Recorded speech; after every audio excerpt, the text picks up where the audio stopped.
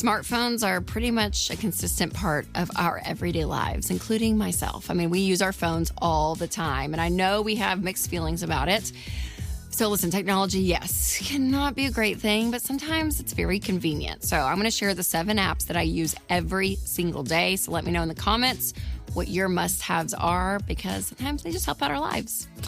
All right, make sure to like, subscribe, and share this episode with a friend before we get started. All right, first and foremost, I hate it, but it's just the truth. The data on my phone shows me like what apps you spend the most time on, and I looked at mine. I hate it. I hate it. It's just the truth, though. It's Instagram. Ugh. Okay, I like to say I have to do it for work. I have to be on for work. It's part of my work. But let's be honest, I doom scroll, and I get in bad habits, y'all. It's crazy. It's like sometimes I look at my phone and I'm like, I'm on Instagram. I'm like, how did I get there? I don't even remember unlocking my phone, and here I am. So yes, a good part of me, I like to keep up with friends. I have a friend, that ran the Boston Marathon, and she was like keeping up to date on stories. I was like, oh my gosh, I have to follow her journey along. So sometimes it really is great. And I do like to follow some creators and authors and speakers that I admire. Like there's some great things about it, but also I probably shouldn't spend as much time. Our church does like a technology fast, basically, like making your smartphone a dumb phone. And it's always like the best 30 days of my year to be like, oh, I'm going to put some hard boundaries around this because it kind of resets my soul. But that's the truth. Number 1 for me, Instagram. Okay, number 2, Marco Polo. I've learned this is a very millennial thing because it's basically a message that you send to your friend, but you can watch it whenever. You literally use it every day because it's friends that are out of town, some friends that aren't, but I'm not able to see people every single day, and I need that connection. So for me, catching up with people, Marco Polo, I love it. Number 3 is EveryDollar. So EveryDollar, if you know me, I love EveryDollar. But I get on it every day and check my transactions. Usually I'm having to add something to the budget, so I'm having to shift some things around. Things just come up in life, and money, as we all know, is pretty much plugged into majority of things that we have going on, whether it's like lunch with a friend or things for the kids' school or like whatever's happening. Usually money somehow is attached to what's going on. So just kind of having a pulse on it every day is something I love. So I track transactions almost every day. I love that. I love the feature of the budget rollover. So it just duplicates last month's budget. So you can go in and like take out the categories that you don't need for the new month, add some new ones. But I like that I don't have to do a new budget every single month. I get to tweak last month's budget. So that makes it easy. I love the insights feature on it because it'll give you bar graphs and pie graphs and show you like where you're spending. And it just, again, I get a good pulse on what's going on with our money. I love that. Speaking of money, number 4, Venmo. So not to be dramatic, but what did we do before Venmo, y'all? I mean, I literally used it, I think, 4 times this weekend with different things.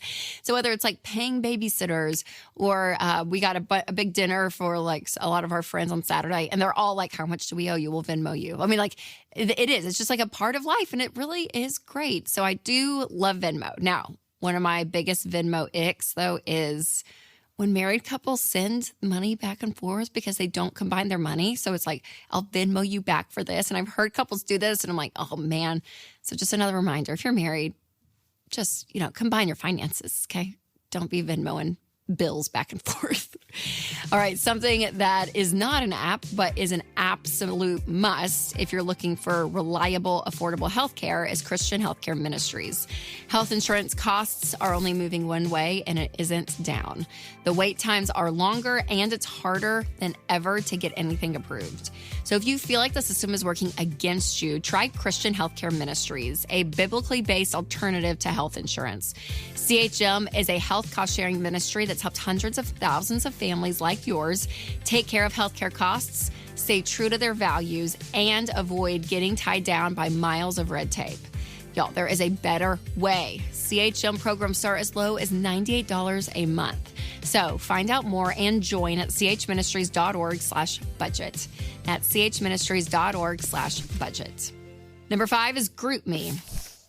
I love a GroupMe. So in our neighborhood, we have like 20 GroupMes that it's about everything. And it's great because you kind of can keep up to date with stuff. My kids' school, usually there's a GroupMe like per classroom that all the moms are on. And that's very helpful. And I like it better than iPhone, like just texting, because sometimes the group chats on iPhone just get nuts. And I hate like always having like the ding, ding, ding, ding, where for GroupMe, I've like set up the notifications and everything. So I check it But it's not annoying and it's not like you get behind too much on it. I don't know. There's something about it I love, but pretty much every day I'm on GroupMe. Number 6, Google Maps. Yeah, I have lived in the same city my entire life. I went away for college for 4 years, but I came back. But listen, Nashville's interstates, they still confuse me a little bit, and things are changing around here. And so I do find myself either using like that Google map, or if I'm in my car, Apple CarPlay is great. And then I get my little, map right there. It's fantastic. I love it. Number 7 is Amazon. I get in trouble with this one, but y'all, I am just buying stuff. So whether it's like batteries or a new book or whatever it is, listen, it's convenient. That's all I got to say. So Amazon, do I overspend on you? Yes. But do we love you? Yes. It's a love-hate relationship. Now, even though I do love Amazon shopping and prioritizing intentionality, though, it is still key. So making sure everything is within the budget. So we talked about every dollar earlier, but I'll put a link down below. But if you want to avoid wasting your money on meaningless items that are not worth it, make sure to check out my episode 7 purchases that significantly improved my life. So you can click here if you're watching, or I'll put a link down below if you're listening on podcast. All right, remember to take control of your money and create a life you love.